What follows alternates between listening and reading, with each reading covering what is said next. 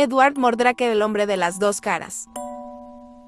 Edward Mordrake era un joven y apuesto noble inglés que tenía un defecto aterrador, un segundo rostro en la parte posterior de su cabeza. Se dice que este segundo rostro era como la parte maligna de nuestro personaje. El artículo lo describía como encantador como un sueño, horrible como un demonio. Según la historia, Edward Mordrake era un joven y apuesto noble inglés, descrito como un músico de rara habilidad que tenía que cargar con una especie de maldición.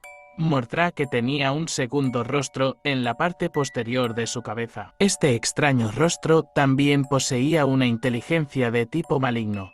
Pero no todo terminaba ahí. Cada vez que Mordrake lloraba, el segundo rostro sonreía y se burlaba de él. Convivir con esta otra parte era para Mordrake un martirio. El mismo hombre decía al respecto que este rostro le decía algunas noches cosas de las que solo se habla en el infierno. Era tanta la desesperación de Mordrake que cuando tenía 23 años decidió quitarse la vida. Dejó por escrito que a su muerte se destruyera su segundo rostro para evitar que le siguiera diciendo cosas en la tumba. El relato de Edward Mordrake llegó hasta el gran público de los Estados Unidos y a los círculos médicos de este país. En 1896, George M. Gould y Walter L. Pile, médicos estadounidenses, incluyeron la historia de Mordrake en su libro Anomalías y Curiosidades de la Medicina, una colección de casos médicos peculiares. La verdad sobre Edward Mordrake, el hombre de las dos caras.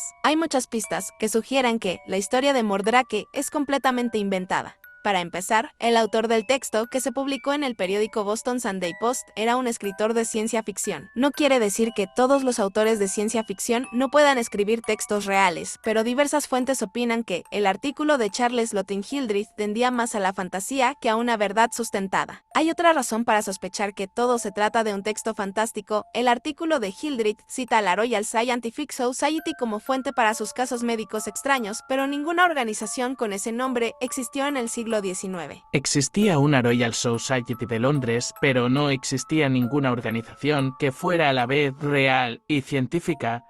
Sin embargo, es probable que Charles Lotin Hildreth creara este nombre para sonar creíble de cara a sus lectores, sobre todo los extranjeros. Esto puede explicar por qué tantos estadounidenses creyeron en la historia del hombre con dos caras. También hay que señalar que la base de datos completa de la Royal Society de Londres no incluye ninguno de los casos que Charles Lotin Hildreth menciona en su texto. Muchos periódicos de finales del siglo XIX no se atenían a las mismas normas editoriales que hoy.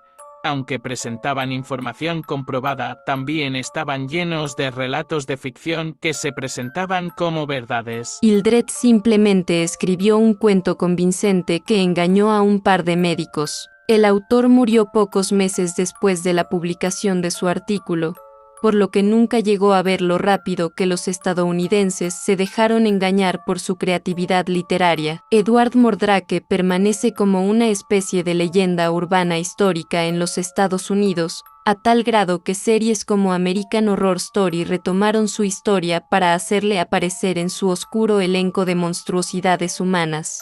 La enfermedad que sufría el personaje de dos caras es una diprosopia, una enfermedad congénita que hace que se dupliquen varios rasgos de la cabeza, pero no hasta el extremo explicado en el caso de Mordrake. Normalmente, los pocos casos documentados en este sentido acaban con la muerte del recién nacido a las pocas horas de nacer. Debido a esta anatomía defectuosa, el rostro poseía un mismo cuerpo, ya que no se trataba de un gemelo.